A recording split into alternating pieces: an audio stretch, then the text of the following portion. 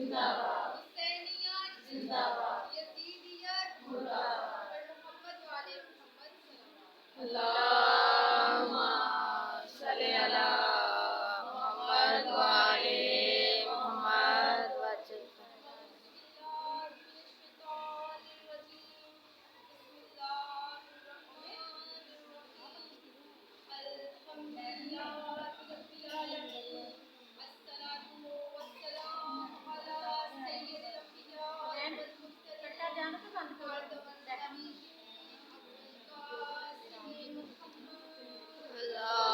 اللہم صلی علی محمد وعلی محمد وسلم۔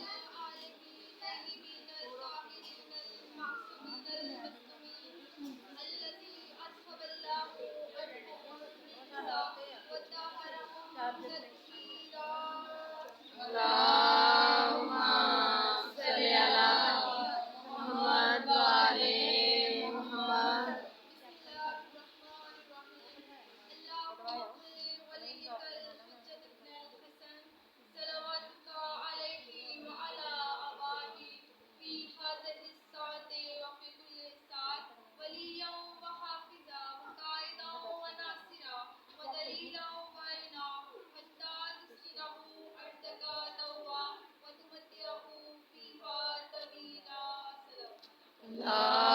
اللہم صلی علی محمد وعلی محمد۔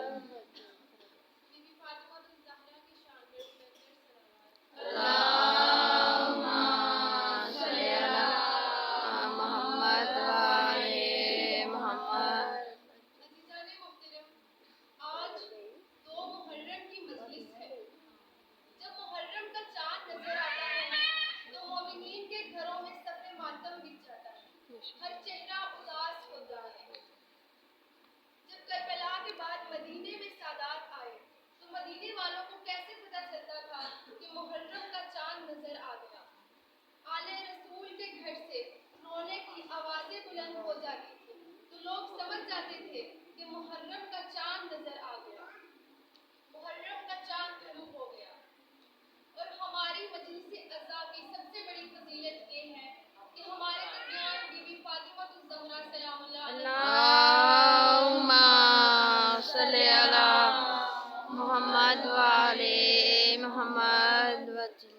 تشریف فرما ہوتی ہیں۔ بے شک بی بی زہرا کا وعدہ ہے کہ جب تک میرے حسین کے عزادار جنت میں نہ جائیں گے، میں فاطمہ جنت میں قدم نہ رکھوں گی۔ جب تک میرے لال کے پرسادار جنت میں نہ جائیں گے، میں فاطمہ جنت میں قدم نہ رکھوں گی۔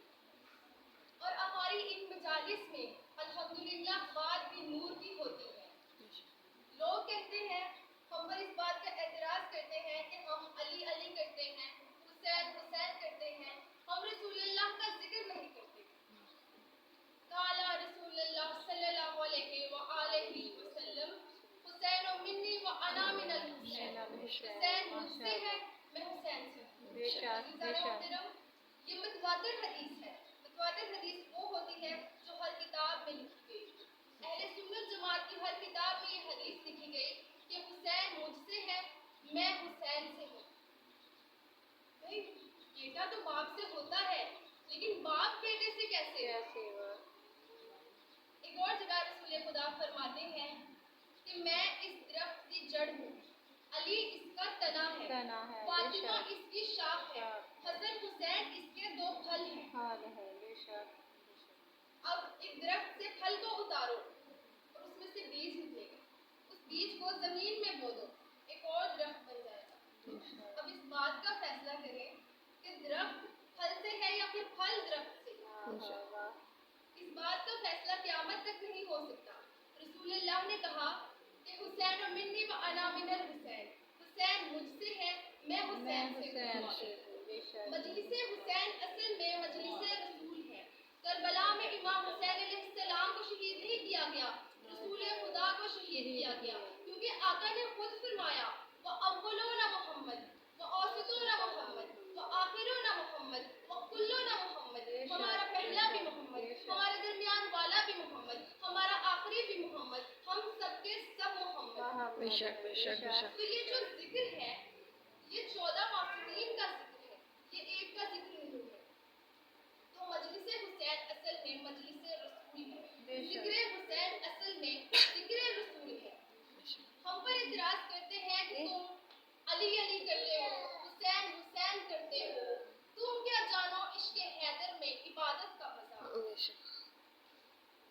کہتے ہیں کہ آپ رسول اللہ کو نہیں مانتے، خدا کی قسم جتنا ہم رسول کو مانتے ہیں، جتنا ہم رسول کو مانتے ہیں اتنا کوئی مانتا ہی نہیں، کیونکہ ہم نے رسول کو بھی مانا اور جو بات رسول نے منوائی ہم نے وہ بات بھی مانی۔ تم صرف رسول کو مانتے ہو، رسول کی نہیں مانتے۔ اسی طرح سے ہم الحمدللہ اللہ کو بھی مانتے ہیں اور جو بات اللہ نے منوائی ہم اسے بھی مانتے ہیں۔ کیسے؟ میں دلیل دے کر آپ کو سمجھاتی ہوں۔ انشاءاللہ مجھے امید ہے کہ اگر میں سمجھا سکی تو اس مختصر سے وقت میں پورے کا پورا دین سمجھ میں آ جائے گا۔ تو سب سے پہلے سمجھو کہ رسول ہے کیا، رسول کی عظمت کیا ہے، رسول کی فضیلت کیا ہے۔ اللہ نے قرآن میں کہا وَمَا يَنطِقُ عَنِ الْهَوَىٰ، وہ اپنی مرضی سے کلام نہیں کرتے۔ إِنْ هُوَ إِلَّا وَحْيٌ يُوحَىٰ، وہ جو کلام کرتے ہیں ان کا کلام سراسر وحی ہے جو انہیں کی جاتی ہے۔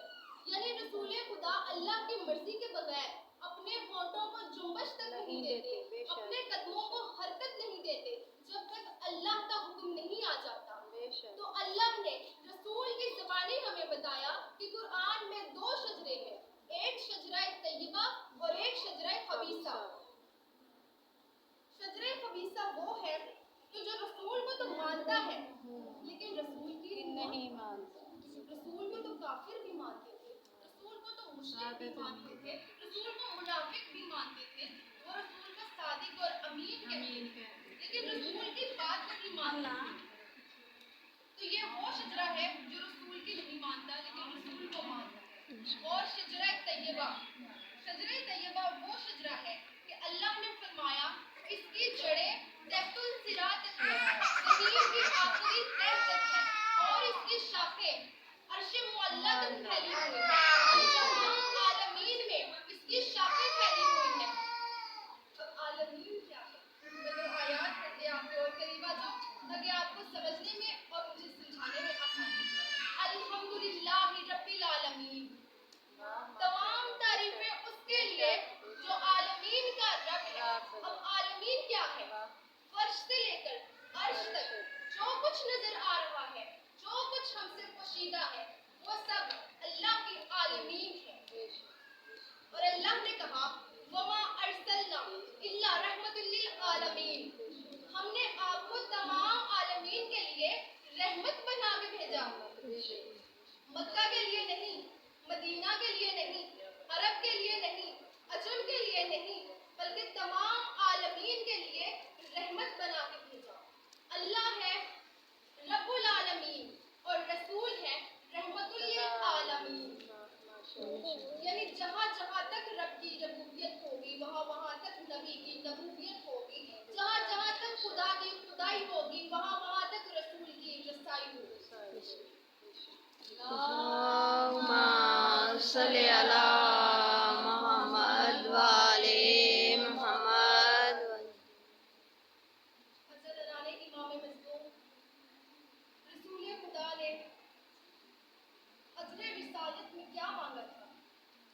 صرف یہی کہا کہ میں تم سے اجر رسالت میں اور کچھ نہیں مانگتا سوائے اس کے کہ میری آل سے مودت کرو، میری آل سے محبت کرو۔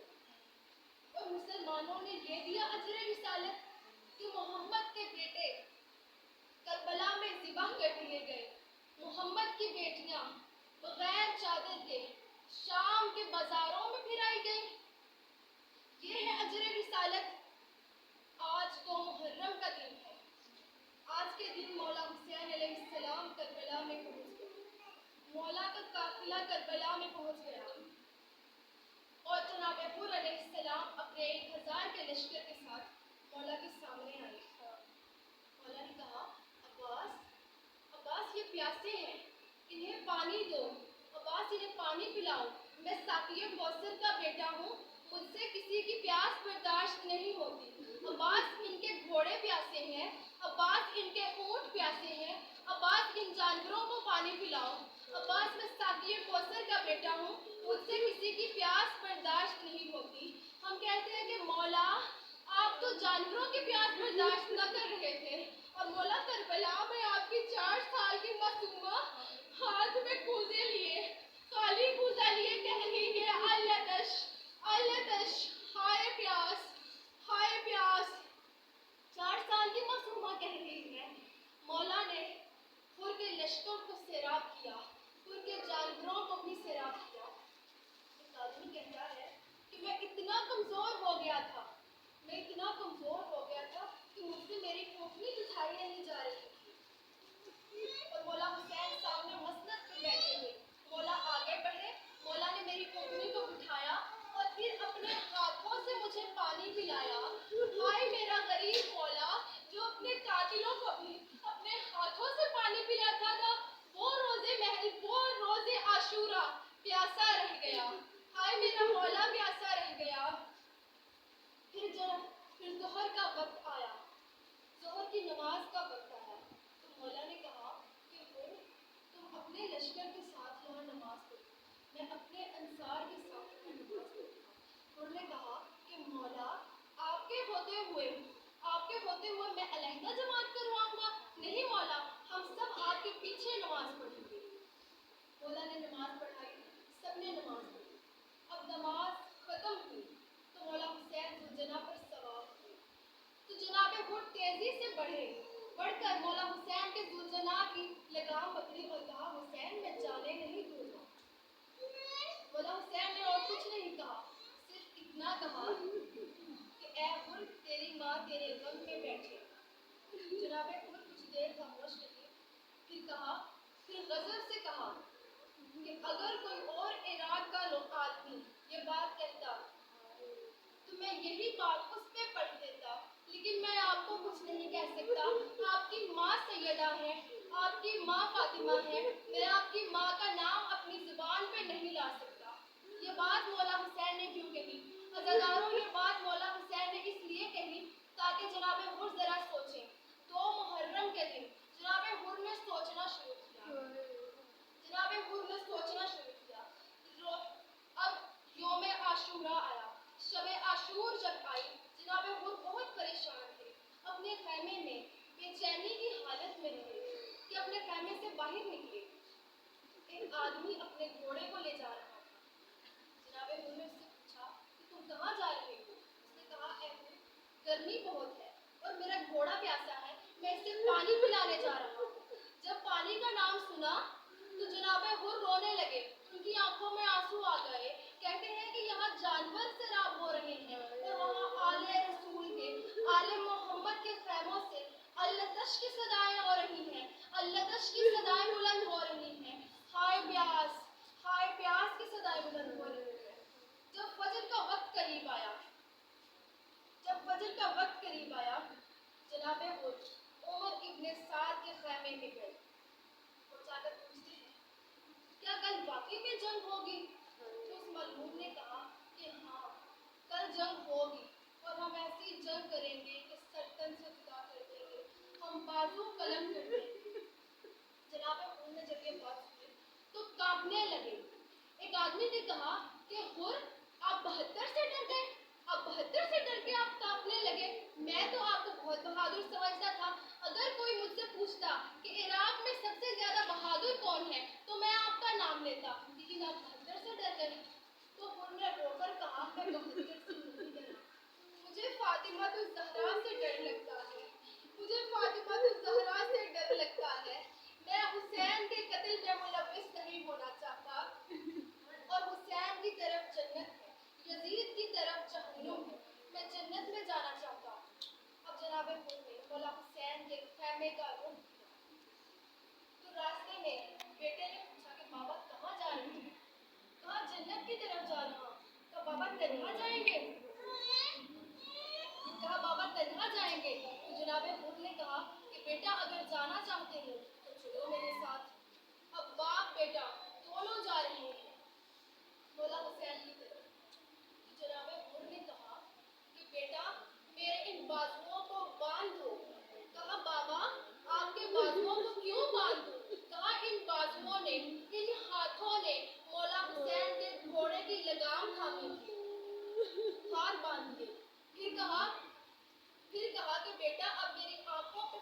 باندھ دوں۔ بابا اپنی آنکھوں کی پٹی کیوں باندھ دوں؟ کہا ان آنکھوں نے حسین کو غضب سے دیکھا تھا، میری آنکھوں پہ پٹی باندھ دو۔ اب جناب حور کی آنکھوں پہ پٹی باندھ دی۔ مولا حسین نے جب دیکھا کہا کہ عباس جاؤ استقبال کرو، ہمارا مہمان آ رہا ہے۔ یہاں سے مولا عباس ہے، وہاں سے جناب حور آ رہی ہے۔ تو جناب حور نے اپنے بیٹے سے پوچھا کہ ہماری طرف کون آ رہا ہے؟ کہا بابا ہماری طرف عباس ابن علی آ رہے ہیں۔ جناب حور نے کہا کہ بیٹا عباس کو بتا دو کہ ہم جنگ کے لیے نہیں آ رہے ہیں، ہم معافی کے لیے آ رہے ہیں، ہم معافی کے لیے آ رہے ہیں۔ مولا عباس نے کہا کہ حور میں آپ کے استقبال کے لیے آ رہا ہوں۔ اب جناب حور کو مولا حسین علیہ السلام کے پاس لایا گیا۔ جناب حور نے اپنے آپ کو مولا کے قدموں میں گرا دیا، وہ زار و نثار رونے لگے، زار و نثار رونے لگے، اور مولا حسین نے بازوؤں سے پکڑ کر اٹھایا، بازوؤں سے پکڑ کر اٹھایا۔ جناب حور نے کہا کہ مولا کیا میری توبہ قبول ہو جائے گی؟ مولا میں بہت گنہگار ہوں، کیا میری توبہ قبول ہو جائے گی؟ مولا حسین نے فرماتے ہیں کہ اے حور میں نے تجھے معاف کیا، میری اماں زہرا نے تجھے معاف کیا، میرے بابا علی نے تجھے معاف کیا، میرے نانا رسول اللہ نے تجھے معاف کیا، میرے اللہ نے تجھے معاف کیا۔ کہتے ہیں کہ مولا اگر واقعی میں آپ نے مجھے معاف کیا تو پہلے میدان جنگ میں مجھے جانے کی اجازت دیں، پہلے میدان جنگ میں مجھے بھیجیں۔ تو مولا حسین کہتے ہیں کہ اے آپ ہمارے مہمان ہیں، ہمارے پاس اتنا پانی بھی نہیں ہے، اتنا پانی بھی نہیں ہے کہ ہم آپ کو پانی دے سکیں۔ جب پانی کا نام سنا تو جناب حور تڑپے اور تڑپ کر پیچھے ہٹے، کہا کہ مولا اب مجھے پانی کا تانا نہ دینا، مولا پانی میں نے ہی تو بند کروایا تھا، مولا پانی میں نے ہی تو بند کروایا تھا۔ اب پھر کہتے ہیں کہ مولا ایک اور سوال کرو؟ مولا فرماتے ہیں کہ ہاں کرو۔ تو پوچھتے ہیں کہ مولا جب میں آپ سے بات کر رہا تھا آپ نے مجھ سے کہا تھا کہ حور مجھ سے اونچی آواز میں نہ بات کر، تو اکیلا آیا ہے، میرے ساتھ میری بہنیں ہیں، عزاداران امام مظلوم ایک غیرت مند انسان یہ ہرگز برداشت نہیں کرتا کہ اس کی بہنوں کے سامنے کوئی اس کے ساتھ اونچی آواز میں بات کرے۔ کہا کہ مولا میں آپ کی بہنوں سے معافی مانگنا چاہتا ہوں۔ مولا عباس جناب حور کو بیوی زینب کے پاس لے کر آئے، اور جناب حور اپنے گھوڑے پر سوار ہیں اور آ کر کہتے ہیں اے میری آقا زادیوں، اے علی و فاطمہ کی بیٹیوں، اے رسول اللہ کی نواسیوں، میں آپ کے بھائی کا مجرم ہوں، میں نے آپ کے بھائی کے گھوڑے کی لگام تھامی، میں آپ کا مجرم ہوں، میں آپ سے معافی مانگنے آیا ہوں۔ تو سیدانیوں کے خیموں سے رونے کی آواز ہوئی، تو جناب حور گھوڑے سے نیچے اترے اور سر پیٹ کر کہتے ہیں کہ فاطمہ کی بیٹیاں میری وجہ سے دوسری مرتبہ روئی۔ تو پھر بیوی زینب سلام اللہ علیہا کہتی ہے کہ اے حور میں اماں زہرا کے پاس آپ کی شفاعت کروں گی، میں اپنی اماں کو بتاؤں گی کہ اماں حور نے کربلا میں میرے بھائی حسین کا بہت ساتھ دیا۔ اب اس کا مختصر عذاب جنگ میں میدان جنگ میں جانے کا وقت قریب آیا، میدان جنگ میں جانے کا وقت قریب آیا تو حور نے اپنے بیٹے سے کہا کہ پہلے تم جاؤ، پہلے اگر میں چلا گیا تو پھر ہو سکتا ہے کہ تم واپس پلٹ جاؤ، میں تمہارا صدمہ برداشت کر لوں گا لیکن تم میرا صدمہ برداشت نہ کرو گے، اس لیے پہلے میدان جنگ میں تم جاؤ۔ اب حور ابن علی ابن حور میدان جنگ میں داخل ہوئے اور جنگ لڑنا شروع کی۔ جنگ کرتے کرتے ایک ظالم نے ایک گرز علی ابن حور کی پیشانی پہ مارا، ان کی پیشانی زخمی ہو گئی اور وہ گھوڑے کی زیر سے زمین پر آنے لگے، آتے آتے صدا دیتے ہیں اپنے بابا کو، بابا میری مدد کو آئیے، عزاداروں اب جوان بیٹے کا معاملہ ہے۔ جناب حور بڑی تیزی سے اپنے گھوڑے کی لگام کستے ہیں اور میدان جنگ کی طرف بھاگتے ہیں، میدان جنگ کی طرف جاتے ہیں، لیکن آگے جا کے کیا دیکھتے ہیں کہ میرے بیٹے کی لاش پر علی